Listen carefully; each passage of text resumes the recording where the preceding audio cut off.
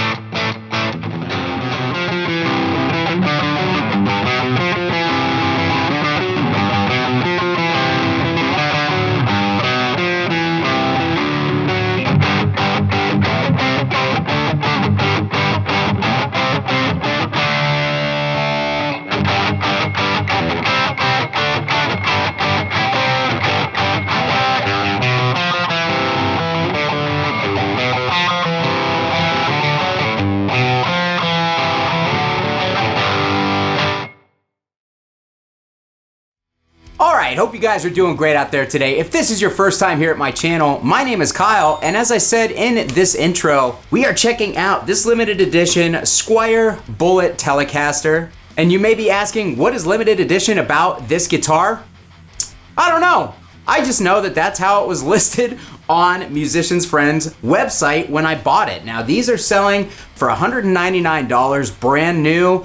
I purchased it for the stupid deal of the day price, which was $129. And I picked this guitar up because I've never really played a Telecaster, period. I've never spent any time with straight up Fender or Squier style Telecasters. Like, I've played deluxe style Telecasters, and I've played Telecaster style guitars like the Schecter PT Pro back in the corner, but I've never played a dual single coil traditional Telecaster. And being that I'm kind of getting into a lot of different tones that I don't normally play around with, I figured I would pick this thing up, give it a shot, see how it comes out of the box, give it a review for you guys, and see if it will be a good mod platform moving forward. So as you can see, I picked this up in the Lake Placid blue finish, which I actually really dig. I think that this is a really sharp looking finish. I love the metallic flake in the paint. The body of this guitar is made of poplar, and it is a top loader. There are no string holes on the back. This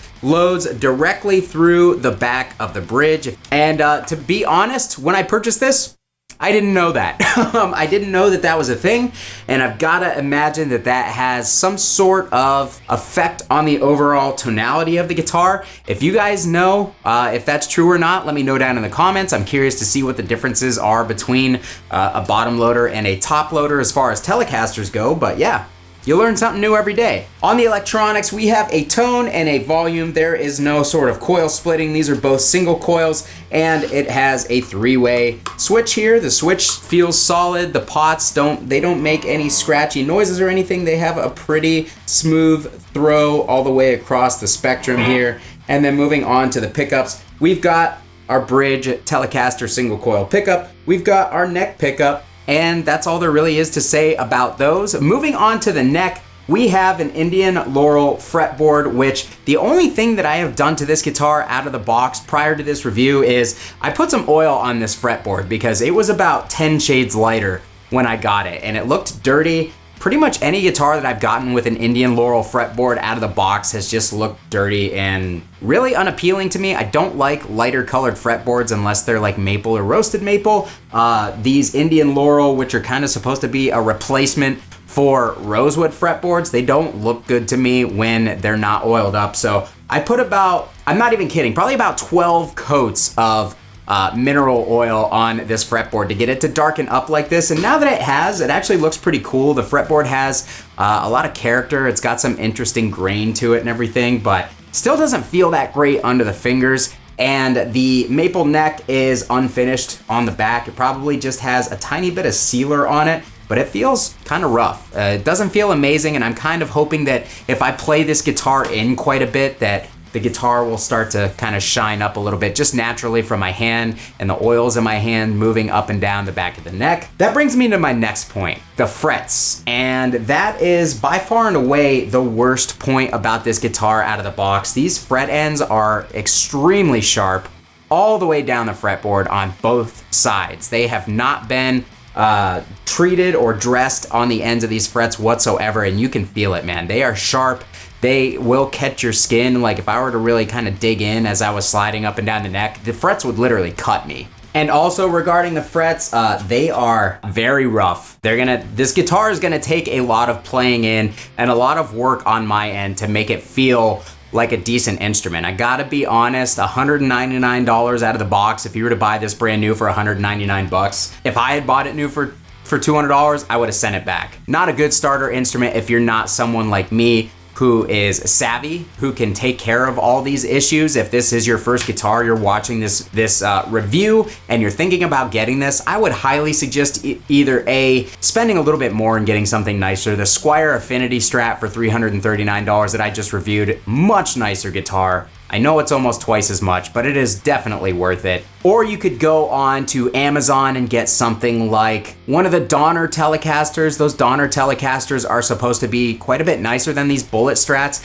out of the box. Or you could even go used on Guitar Center's website and find something used for under $200 in the Squier category. And more than likely, you're gonna end up with something better than what I got out of the box here, because this is pretty rough in the neck area, to be honest. Moving on to the nut, I thought that this would be one of the first things that I replaced, but I went online and I checked in the forums. I was looking for a good replacement nut for these guitars because they have that 9.5 inch weird radius on these that not a lot of other Telecasters have. And a lot of people seem to think that the new nuts that they're using on these Bullet Telecasters are actually good. They're a really hard material, and as long as they are filed decently and you put a little bit of graphite in the nut slots, they're gonna hold up really, really well.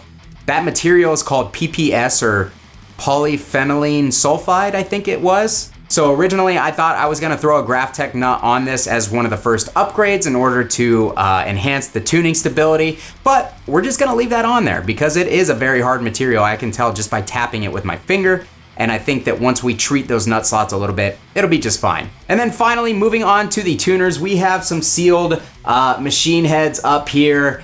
They are bad, man. They have a lot of slop. When I took the strings off to oil the fretboard, like they were tightened down all the way, but they were still just moving all over the place. These are cheapest of the cheap as far as tuning machines go, and they will probably be the first upgrade on this guitar if I choose to upgrade it. Now that's gonna be up to you guys. I would like to know if you guys would like to see me throw some nice budget upgrades on this thing. I'm thinking of Amazon parts and GFS pickups or something along those lines. We could throw a Wilkinson bridge on here. We could throw some like $26 locking tuners from Amazon on it, and then I could replace the pickups and maybe even the pots. We'll see. They seem to be just fine for now, but I think if I replaced those 3 items to start, that we could very quickly turn this into a much better guitar. But that's pretty much all there is to say.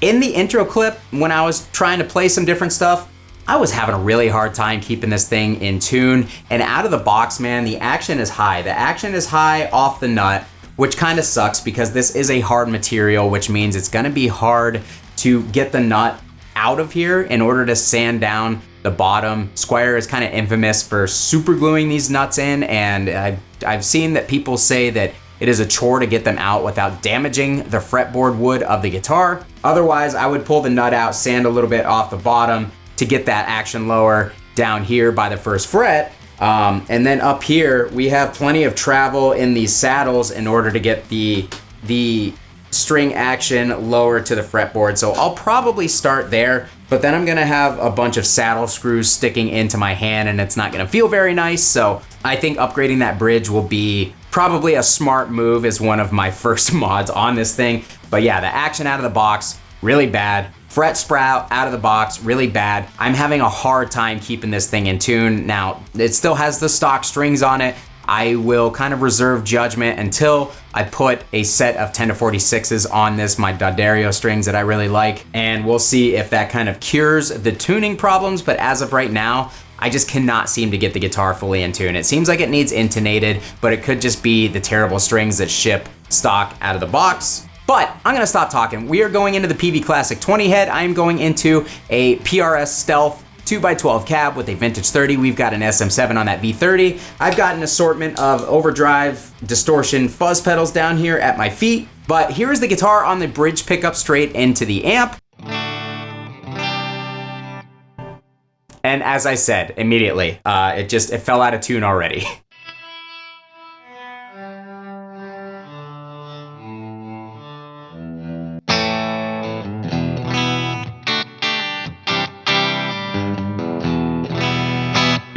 Even after tuning it fresh, it still seems a little bit out, so it needs an intonation for sure. But anyways, that's the bridge pickup. Here is the middle position.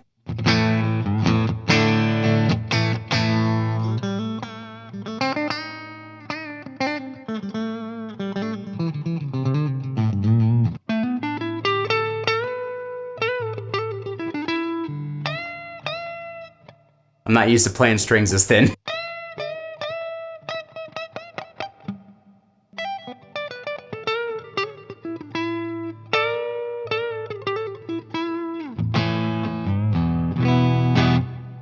So yeah, as you can see, I'm not super familiar with Telecaster pickups because again, don't really play them, but these just overall sound kind of dull.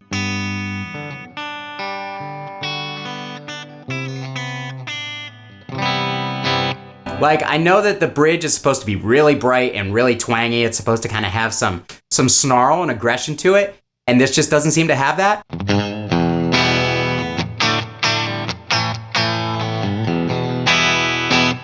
Like, even when I dig in, it has a little bit, but I really have to hit those strings in order to get any sort of that twang out of it. And the neck pickup are supposed to still be fairly bright from what I remember hearing. And this one just seems like it has no character at all.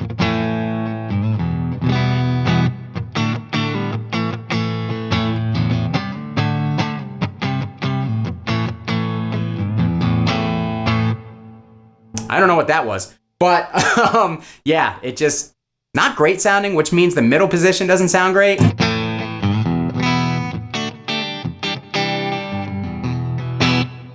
I need to learn some more legit Telecaster riffs because I bought a Telecaster to play sad boy songs, not to play country twang. Let's go ahead and kick on that Noble's Overdrive that I have on my board here.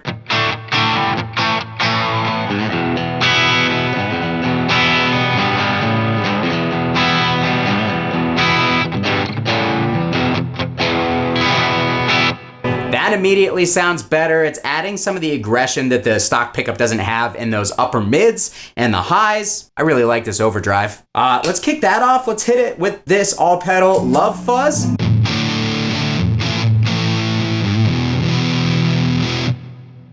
Whew, that fuzz is a beefy boy.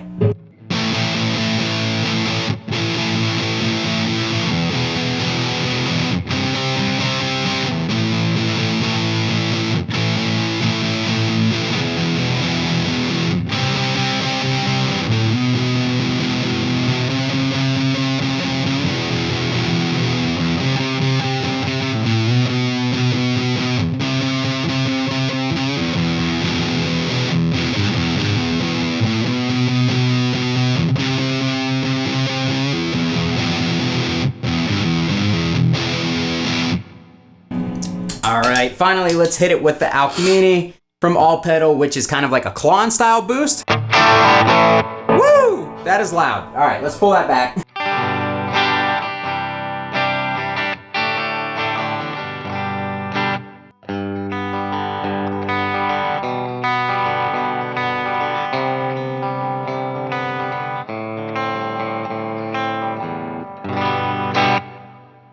That sounds pretty decent. I really do think that upgrading the pickups on this thing will go a long way in making it sound much, much better. Let's try the Friedman BEOD in a more high gain tone.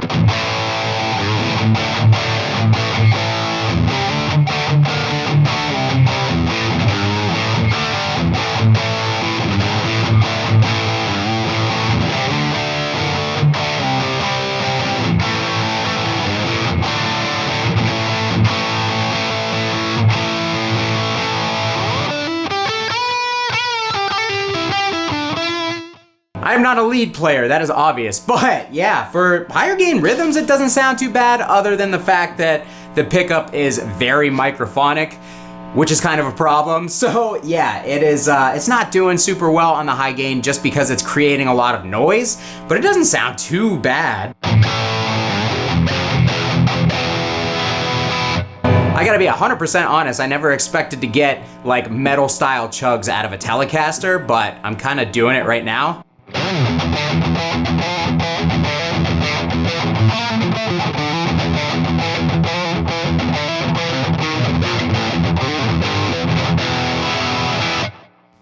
Yeah, overall, not what a Telecaster is meant to do, but it's doing it surprisingly well. So yeah, guys, I think that is gonna be it for me on this review of the Squier FSR limited edition Bullet Telecaster. Again, I got this from Musician's Friend, stupid deal of the day, $129. I don't really think it's a great mod project platform because it does just feel the neck's gonna need a lot of work. Like, I'm literally gonna have to go and knock down every individual fret end, gonna have to file that nut, I'm gonna have to I mean, I would like to replace the bridge with something with brass saddles regardless, something of a little higher quality, but it's gonna take a lot of work to turn this guitar into something that I feel is a worthy investment. And time is valuable, and it's gonna take me a lot of time. So again, let me know if you guys would like to see me turn this kind of a turd of a guitar. Again, I got a Squier Affinity Strat, and that thing kind of floored me in how nice it was for just an extra $140.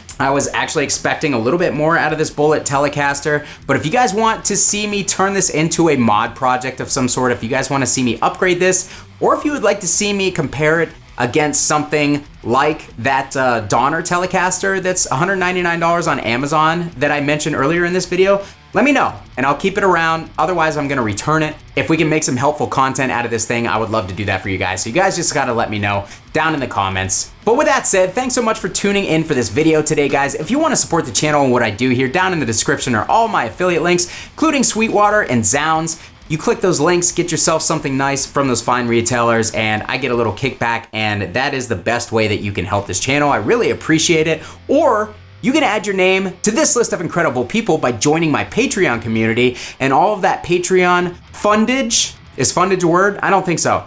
Everything that gets put into the Patreon account by you guys gets put back into stuff like this for future content. So if you want to support the channel, Patreon link down below, and I would really appreciate it. Thanks so much for watching, guys. Kyle here again. We'll see you next time.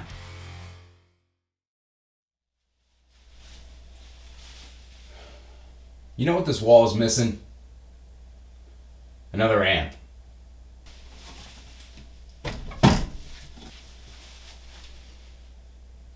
There we go.